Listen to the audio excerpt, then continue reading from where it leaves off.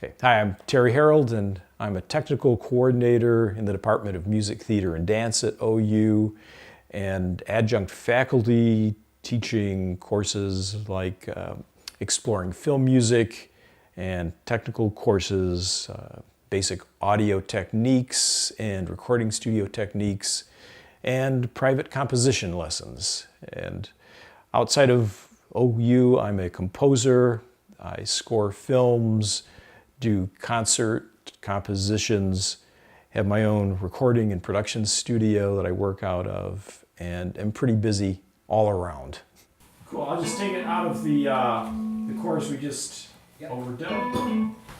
You take it all the way to the end. Yes, thank you. Outside of my Oakland University responsibilities, I have ongoing projects. Last year I scored 2 films. One was for broadcast. It was called The First Rosa. It was a biographical drama about a woman in the South in the early 1900s who started a bunch of schools for the impoverished black children in the region. And very cool drama which should be premiering sometime this fall. I scored another film which was a tense psychological drama / horror film called Between You and Me, and that's made the round of festivals and apparently is doing quite well at some of the film festivals. So my job is to concept the music, compose the music, record the music, and then deliver finished tracks to the film producers. And I do that here. As much as I can, I use live acoustic instruments and hire musicians. I do have, out of self-defense, banks of synthesizers and sample libraries, and I can augment and use those to help in the scoring process.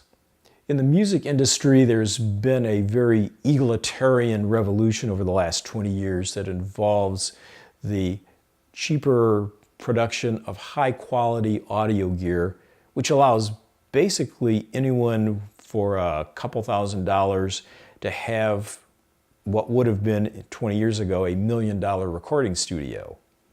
So now anyone in their own basement or bedroom can produce high-quality audio tracks. This has really revolutionized the music industry. It's caused the downfall of a bunch of major labels, so there are now only a handful of major labels that are surviving.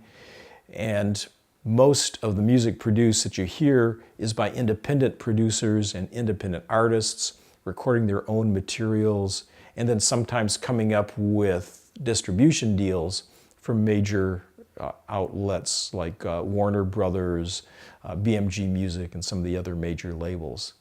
So it's very entrepreneurial now. It's almost like the old West is happening again, but within the music industry.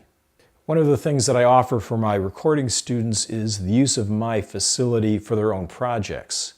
And the course is set up to prepare them to be really effective and do good work and be efficient in a recording studio, because in general, recording studios cost from the low end at $50 an hour up to $500 an hour for some of the major facilities.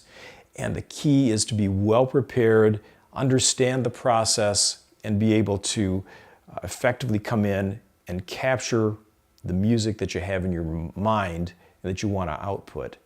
So we spend a lot of time preparing before the session and knowing what each individual who's going to be recording is going to be doing.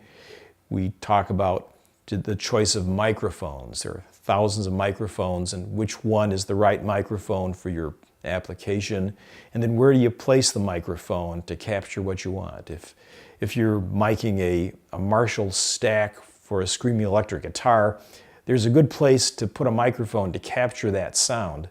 And so we talk about how to do that. And then just etiquette within the studio. How do you communicate? How do you capture the best performance from the people that are playing? And there's a lot of psychology involved in that. And how do you make people comfortable and feel creative and being able to put out their best work in sort of a pressure-filled environment? And how do you relieve some of that pressure to make the music happen? That life is all got her.